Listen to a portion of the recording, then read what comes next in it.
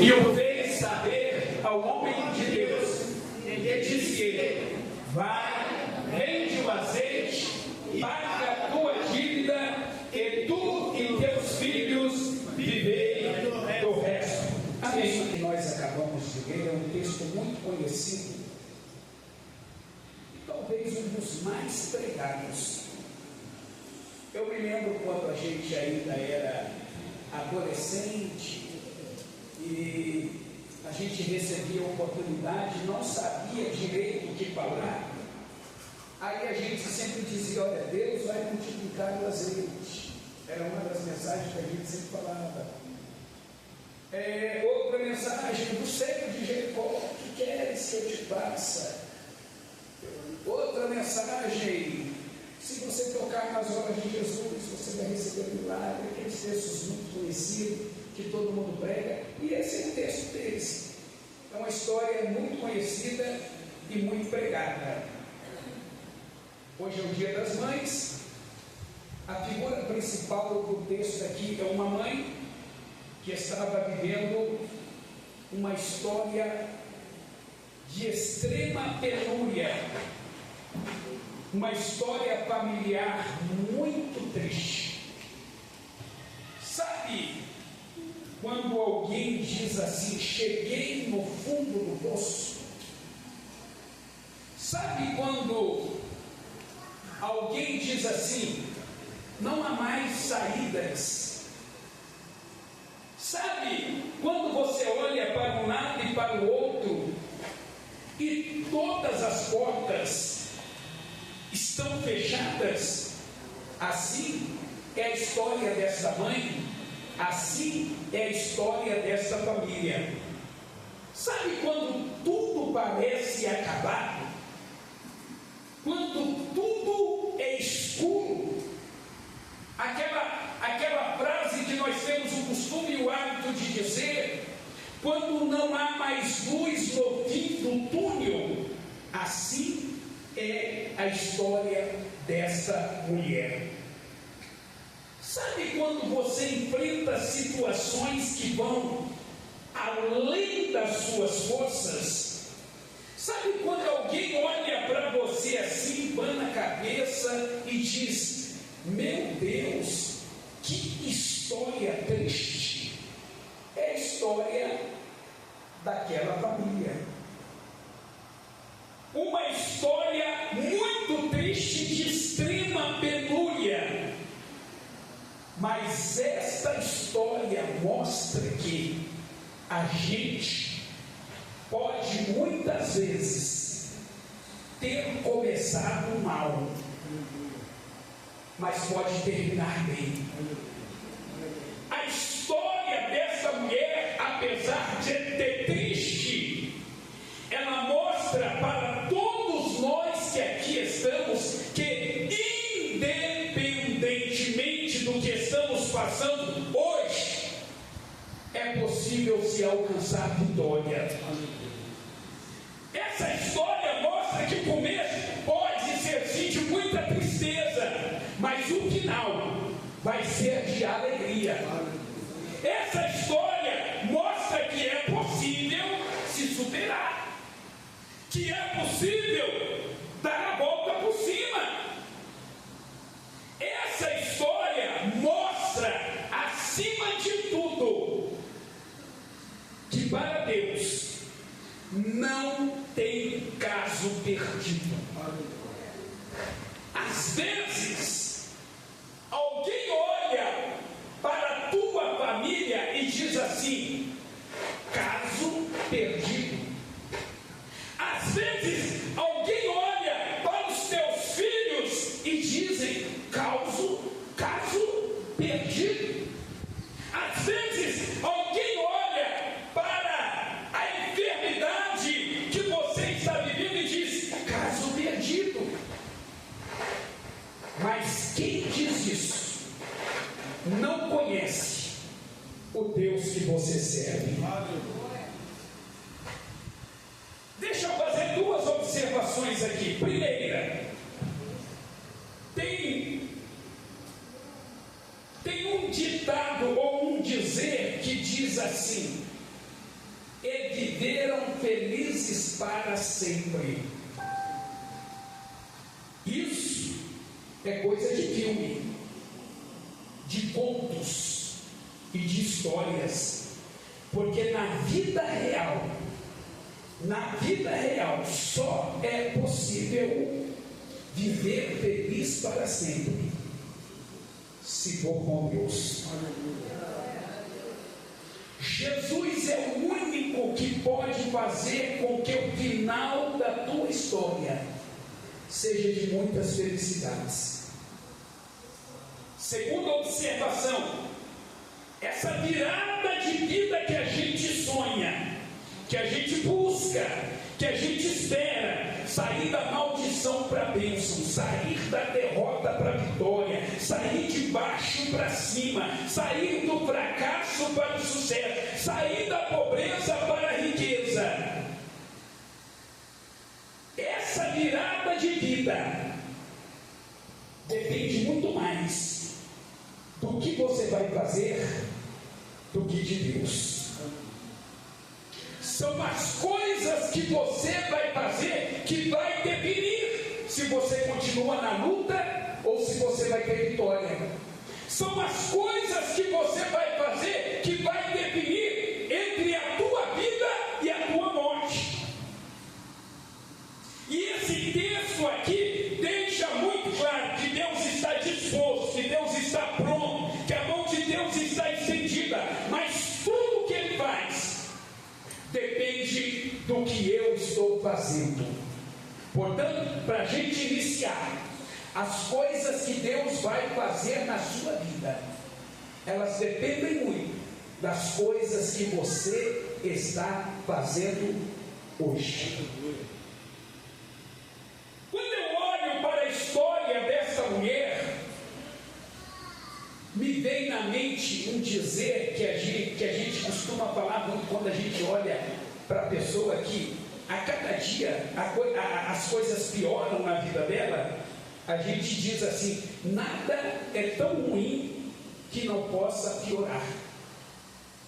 É a história dessa mulher. Essa mulher perdeu uma série de coisas. Eu vou dizer aqui 3 rapidamente. Primeira coisa que essa mulher perdeu o marido. Essa história familiar, ela começa com a morte do chefe da casa. Seu marido morreu e deixou uma dívida muito grande. A Bíblia não diz, não revela o valor da dívida, mas era um valor alto, pois ela não tinha como pagar a dívida que o marido deixou. A Bíblia não revela o nome dessa mulher, mas ela era uma mulher pobre, estava falida, vivendo em extrema penúria, uma miséria completa. Mas agora, para piorar tudo, ela perdeu o marido. Para piorar tudo, ela passou a ter o título de viúva. Segunda coisa que essa mulher perdeu, ela perdeu a provisão. Naquela época, o homem era o provedor da casa. Não era como hoje. Hoje, as mulheres são independentes. Naquela época, não. E uma mulher tem cartão de crédito. Naquela época, nem pensar. Hoje, as mulheres recebem pensão. Irmão, tem mulher que faz péssimo, mulher que nunca viu dinheiro. Quando o marido morre, irmão, todo mês é o salário na conta. Naquela época, não. Hoje, as viúvas, irmão, esse negócio hoje ficou tão diferente que antigamente eram as viúvas que eram cuidadas pela igreja, a igreja que cuidava das viúvas. Hoje é as viúvas que cuidam da igreja, porque todas elas têm pensão. Naquela época não. Quando o marido morria, a mulher estava condenada a viver uma vida de miséria. É por isso, evangelista Natan, que Deus estabeleceu o casamento do liderato. O que é o casamento do liderato? O casamento do liderato é que, deixa eu ver quem é aqui, dois irmãos. O Natan não pode mais porque o Gabriel casou. Dois irmãos, um que é filho. É o Christian, isso, o Christian dá certo. O Igor casou. O Igor casou com quem? Com a Miriam. Amém? Posso ouvir um amém? Olha, levantou a mão lá atrás, hein? Oh, tem mistério aí, irmão. O Igor casou com a Miriam naquela época. Aí, o que aconteceu? O Igor morreu. A Miriam estava condenada a viver uma vida de miséria, de pobreza. Era assim. Aí, para dar proteção à viúva, o que Deus criou? O casamento liberado. Aí está o Christian, levanta a mão, Christian, solteirão, não tem nenhuma mulher para cuidar, não vai no supermercado, não tem despesa. Aí a lei diz que o Christian tem que assumir o lugar do irmão e casar com a cunhada e cuidar dela e preservar a geração do irmão. Esse negócio é tão sério que se, ô Frederico, o filho que o Christian tiver não é dele, é do irmão, do falecido. É um negócio assim, mas era para proteger a viuvez. Então, quando o marido daquela mulher morreu, além dela perder o marido, que perdeu o marido, perder um marido é uma tragédia. Não é isso, minha esposa? Perder o marido é uma tragédia. Mas naquela época era pior ainda. Perdeu o marido e perdeu a provisão. Terceira coisa que ela perdeu, e última, a morte do marido já era um problema. Perder a provisão já era outro problema. Mas aquela mulher tinha uma esperança. Qual era a esperança daquela mulher? Eu estou vendo aqui o filho da irmã Glória. Glória, Deus te abençoe. Perder o marido já era uma tragédia. Perder a provisão, uma tragédia ainda maior. Perder o marido, mas ficar de barriga cheia, não, ainda passa, né? Mais ou menos. Mas perder o marido e ficar de barriga vazia, isso é uma tragédia sem precedentes. O que acontece? Aquela mulher tinha uma esperança. Qual era a esperança dela? Os 2 filhos. Ela tinha justamente o que ela precisava. Ela tinha 2 filhos homens. É por isso que naquela época a mulher não tinha, como é que é, para ver para ver o sexo da criança. Então só se descobria na hora quando Deus revelava. Aí, irmão, imagina lá, viu? O Natan e a Maria Clara no dia de dar luz, aquela alegria toda, porque está vindo um descendente. Irmão, quando saía, que olhava, mulher, irmão, o ânimo ia lá embaixo. Olha assim, Júlia, meu Deus do céu, o ânimo ia lá embaixo. Por quê? Mulher vivia o que a mãe estava vivendo. Aí, aquela mulher tinha 2 filhos, 2 homens, a esperança dela estava nisso. Ela já estava superando a morte do marido, já estava superando a falta de provisão, porque ela sabia que os 2 filhos iam crescer e ia cuidar dela, ia garantir o futuro dela. Mas sabe o que aconteceu? os credores vieram cobrar a dívida e ela não tinha com o que pagar. E os credores disseram: nós vamos levar os teus 2 filhos. Aquela mulher, além de perder o marido, além de perder a provisão, ela estava perdendo a sua única esperança, os seus filhos. Deixa eu dizer uma coisa para vocês, e aqui já vou partir para o final da mensagem. Os problemas que nós enfrentamos na vida, como esta mulher que perdeu o marido, perdeu a provisão e estava perdendo os seus filhos, toda essa problemática, ela vem para tirar a paz do nosso coração.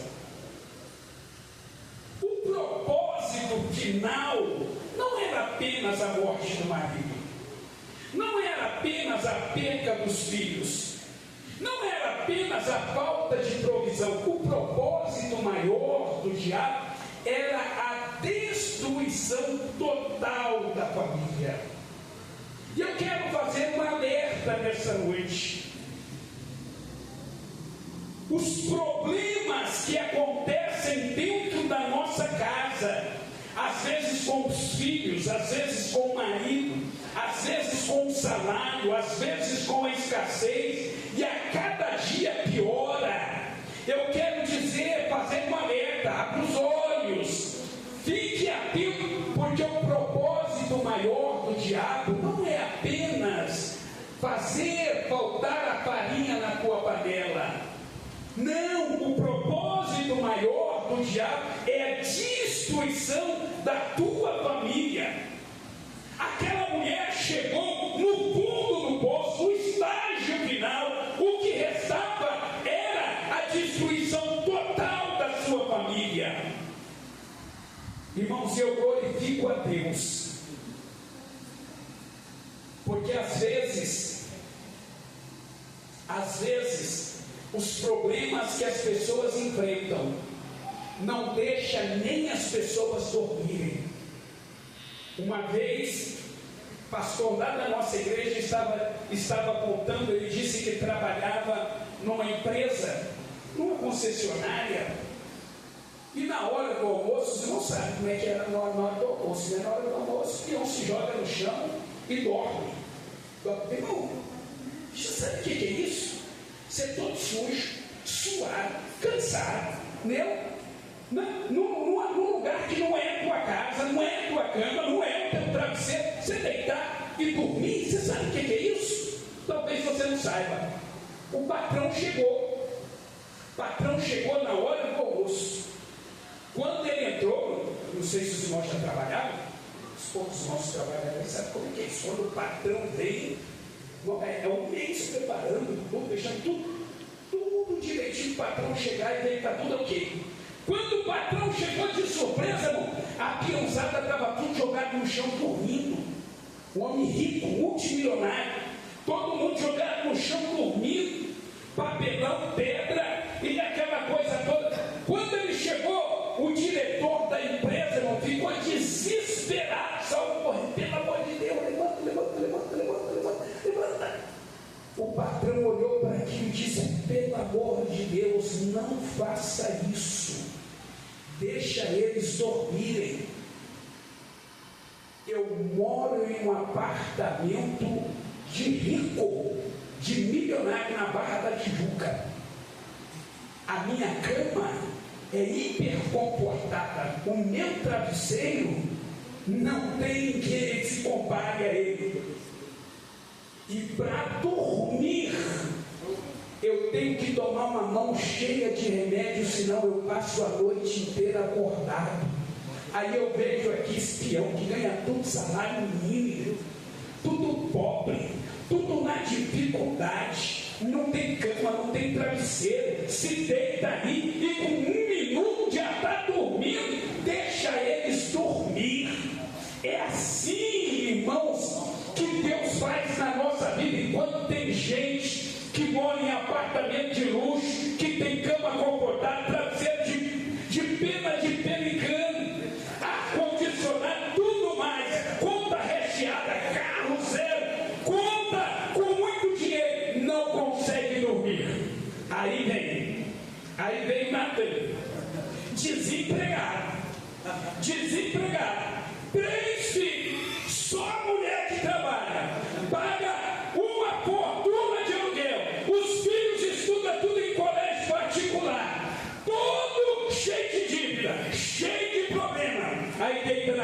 Gustavo?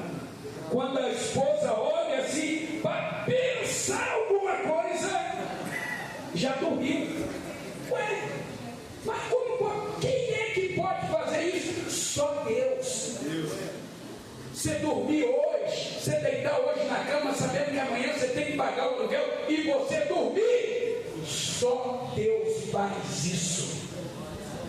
É por isso que o salmista disse assim, ó, Salmos 4:8: em paz me deitarei e dormirei, porque só o Senhor me faz repousar em segurança. Aleluia!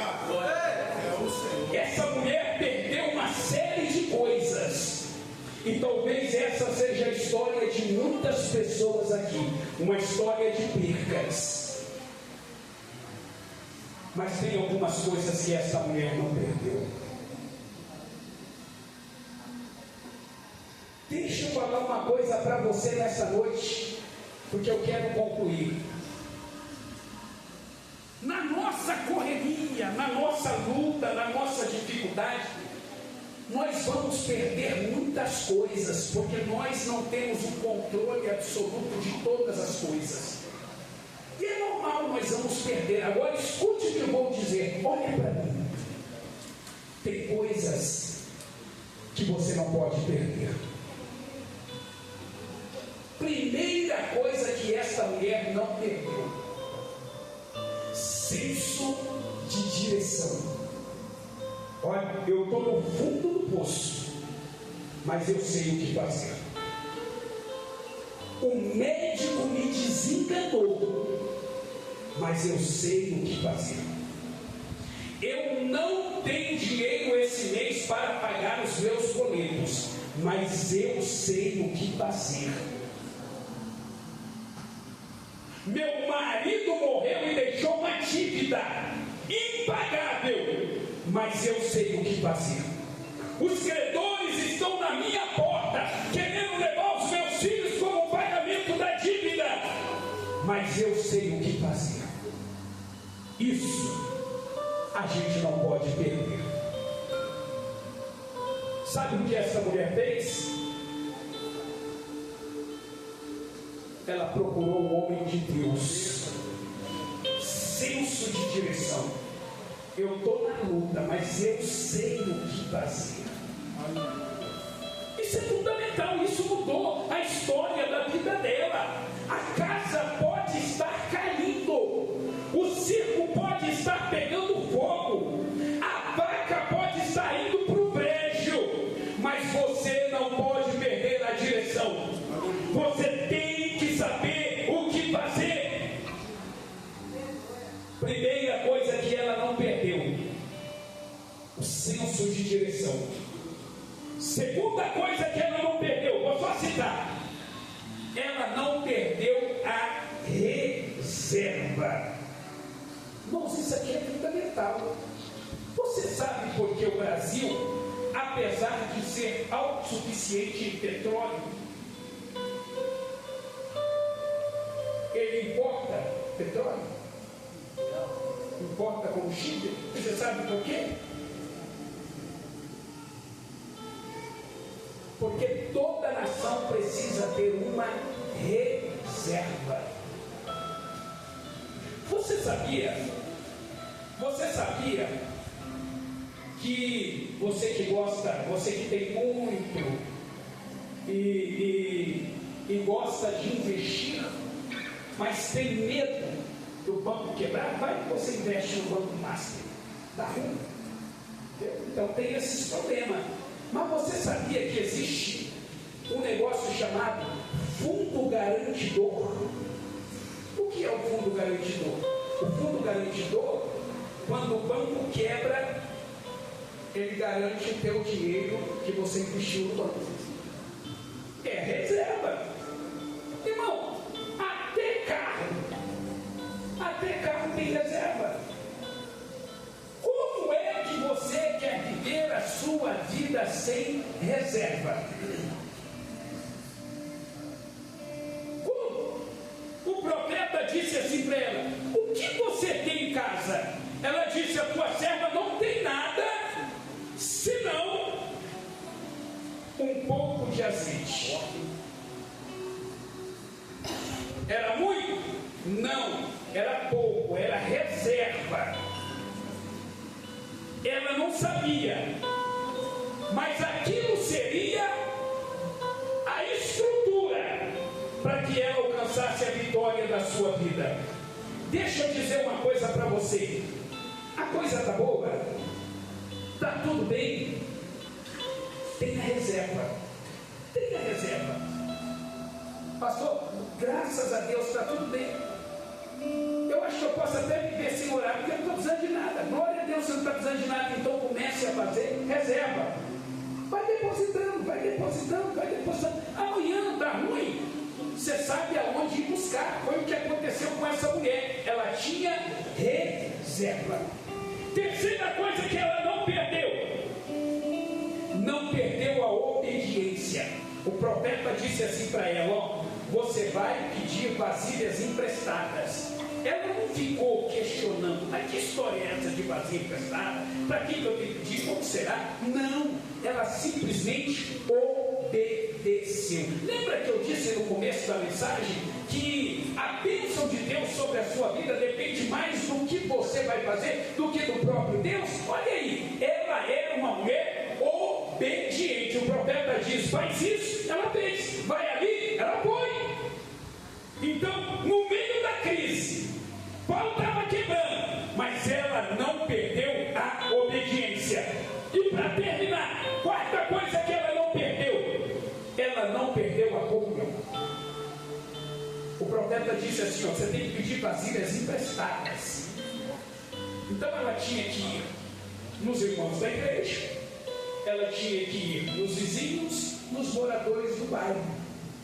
E se essa mulher fosse uma mulher rixosa, uma mulher desumildeira, uma mulher que não leva desaforo para casa, uma mulher brinquenta, como ela ia pedir vasilhas emprestadas? Deixa eu fazer uma pergunta para você.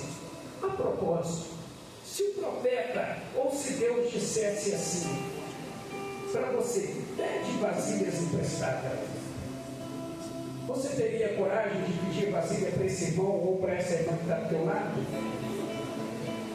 Será que você está bem com ele, a ponto de olhar nos olhos dele e falar: irmão, eu quero todas as vasilhas que você tem no seu armário, na sua casa, eu quero emprestar. Será que você está bem a esse ponto? Será que você vive em comunhão a esse ponto? Essa mulher vivia, por isso ela viveu um grande milagre. Terminando a mensagem, primeiro, o milagre estava dentro da casa dela. Irmãos, olhem para mim. O desespero pode até nos cegar. Essa mulher viu tudo. Viu a morte do marido, viu a perda da provisão, viu a dificuldade, viu a perda dos filhos. Ela só não viu o que era para vir. A solução. O milagre estava dentro da casa dela, dentro do armário dela. Você precisa entender isso, irmão. Você fica às vezes querendo buscar aqui e ali, e campanha. Irmão, tem crente da Assembleia de Deus que vai até na campanha do descarrego, porque lá a oração é mais forte, não sei o quê. O milagre está dentro da tua casa. É isso. O profeta diz: minha filha, o que você disse que não é nada é tudo. Eita glória! Isso aí que você falou que não é nada aos seus olhos, é nada na tua mão, mas esse nada na mão de Deus vai fazer um grande milagre. Segunda coisa, o texto diz que ela pediu muitos vasos e foi enchendo, centenas de vasos. Quando o vaso acabou, o azeite também parou. Qual é a lição disso para a nossa vida? Azeite não acaba, azeite para. Se tiver vasilhas, tem azeite. Se não tiver vasilha, não tem azeite, o azeite para. Enquanto Quando tinha vasilhas, o azeite jorrava. Quando as vasilhas acabaram, o azeite parou. Terceira e última lição. O milagre que Deus fez na vida daquela mãe foi tão grande, tão extraordinário, que quando ela encheu todos os vasos, ela foi para o profeta e mostrou para o profeta o que Deus tinha feito. O profeta disse assim, ó, duas coisas. Primeiro, você paga a sua dívida, ou seja, resolve todos os seus problemas, e depois você vai viver o resto. Olha, irmão, o processo de Deus na nossa vida não é um tapa-buracos, não é uma remediação. O processo de Deus resolve de forma definitiva. Resolveu o que estava para trás e resolveu o que viria para frente. É isso que Deus quer fazer na tua vida, mulher. Resolver de forma definitiva a sua vida. E Deus disse para aquela mulher: se coloque de pé. Enquanto ele